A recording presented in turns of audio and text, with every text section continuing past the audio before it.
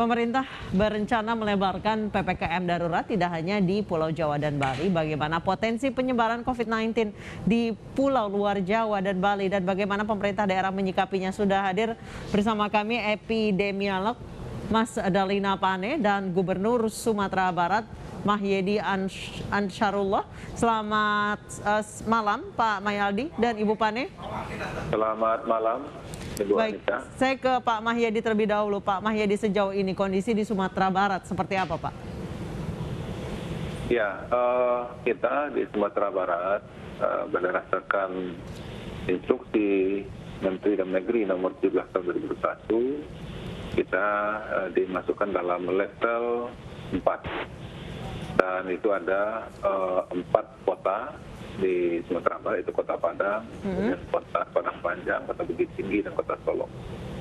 Dan penanganan COVID di Sumatera Barat itu sesuai dengan instruksi Bapak Presiden dan juga Pak Menteri Dalam Negeri, kita sudah sampai ke tingkat nagari, bahkan tingkat RT di kota, dan kabupaten kota, di kabupaten di tingkat nagari atau kelurahan. Dan di sana sudah ada peserta COVID kita yang melakukan tugas-tugas sebagaimana yang diarahkan di dalam Baik. Pak Mahyedi, sejauh ini bagaimana rencana penyekatan? Karena daerah-daerah ini tidak ada yang berbatasan langsung ya Pak ya? Tidak, itu memang dibatasi oleh kabupaten-kabupaten lain. Seperti Padang dia sendiri, dan kemudian Solo dan kemudian juga Bukit Tinggi dan Padang Panjang. Jadi memang kota-kota itu berada di dalam kabupaten.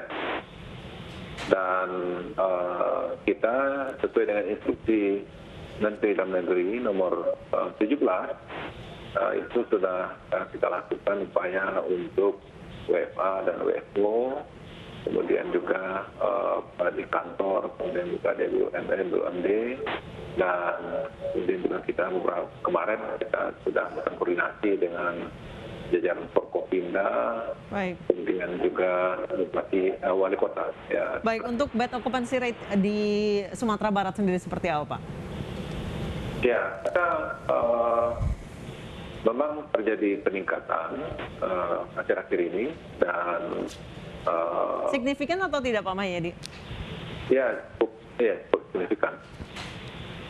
Baik, saya ke Ibu Pane. Ibu Pane, sejauh ini pelebaran PPKM darurat di 15 wilayah lain di luar Pulau Jawa dan Bali. Apakah nanggung 15 atau enggak sekalian semuanya aja, Bu? Iya, karena PPKM darurat ini kan kondisinya darurat dan hanya 14 hari.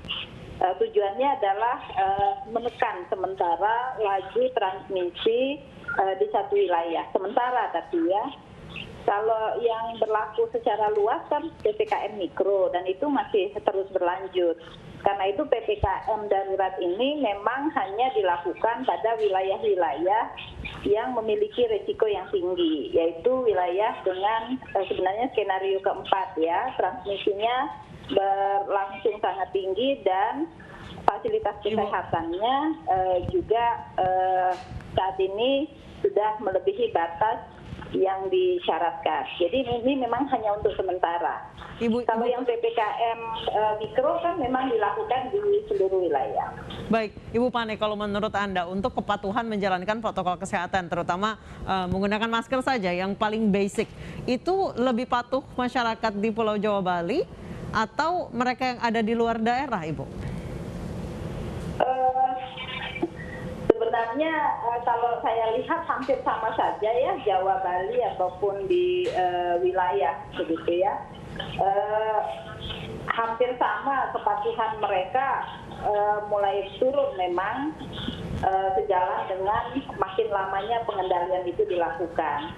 Jadi momentum pengendaliannya terlalu lama sehingga masyarakat merasa fasik ya, lelah dan merasa capek ya melakukan itu. Apalagi di banyak negara sudah tidak lagi melakukan itu. Ini yang kemudian tersebar banyak di media sosial. Baik, saya ke Pak Mahyedi. Pak Mahyedi, untuk masyarakat di Sumatera Barat, masyarakatnya patuh atau abai, Pak? Kalau penilaian dari pusat beberapa yang lalu, kita termasuk salah satu provinsi yang cukup patuh, yaitu kita nomor 3 terbaik di Indonesia. Baik, sejauh ini dengan diberlakukannya PPKM darurat mulai nanti tanggal 12 Juli, seperti apa Pak tanggapan dari masyarakat di sana, khususnya mereka yang bergerak di sektor usaha non-esensial? Jadi kita berdasarkan instruksi dalam Menteri Dalam Negeri nomor 17 tahun 2021 itu kita perpanjangan PPKM mikro ya, mikro. Jadi kita bukan darurat. Kalau kita baca 4 kota yang ada di Sumatera Barat itu bukan PPKM darurat, tapi lah mikro.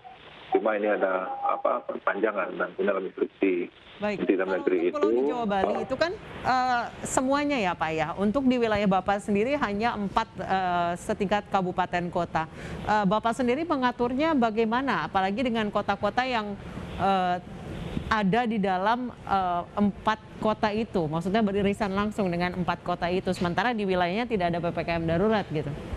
Kita di Sumatera Barat, kita sudah punya perda, itu Perda nomor 6 tahun 2020 ya, tentang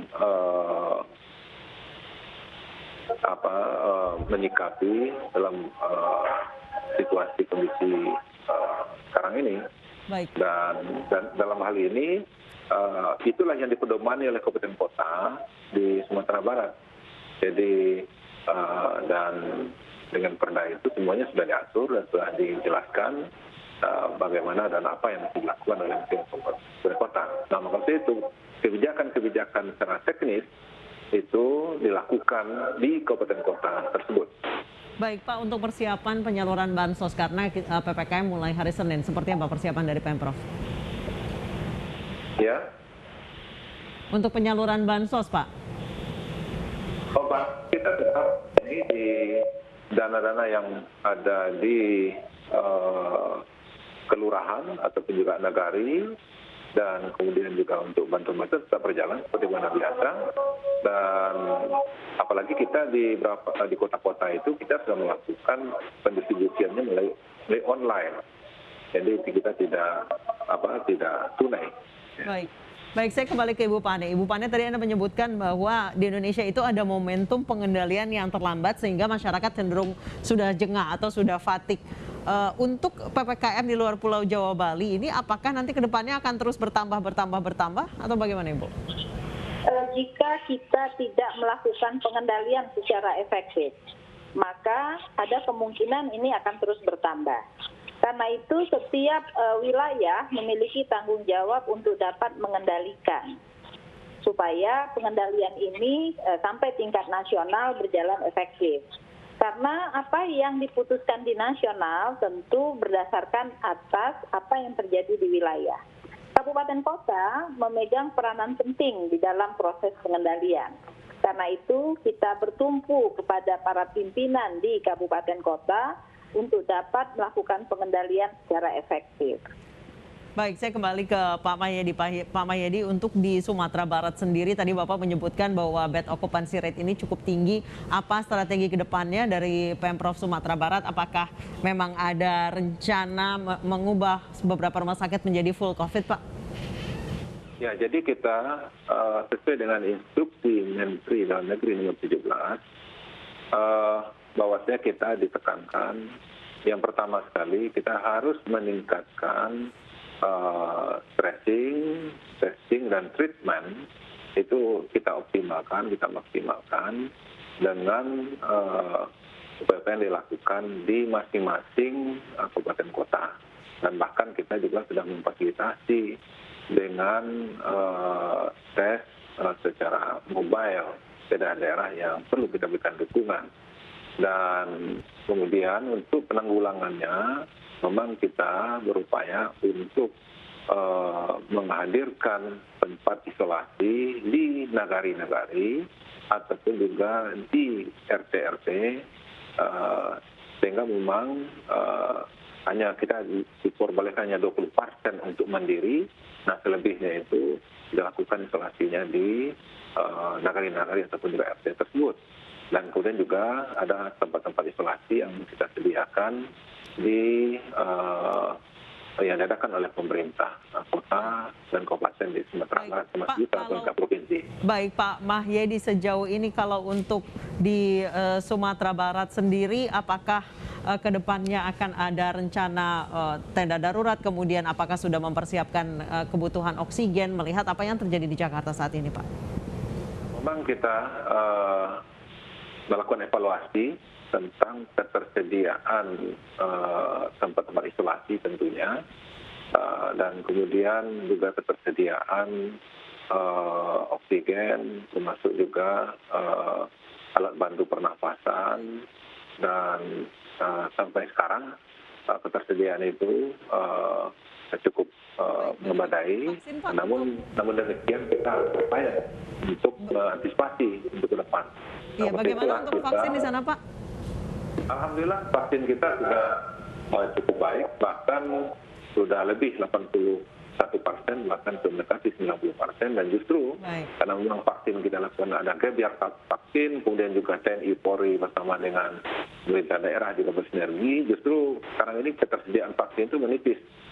Dan justru kita berharap dukungan daripada pusat untuk segera untuk pengiriman, karena memang masyarakat kita di Sumatera Barat sekarang ini cukup antusias untuk melaksanakan vaksin di banyak tempat. Baik, terima kasih Pak Mahyedi Ansrullah, Gubernur Sumatera Barat, dan Ibu Mas Dalina Pane, epidemiolog, telah bergabung bersama kami di Newsroom.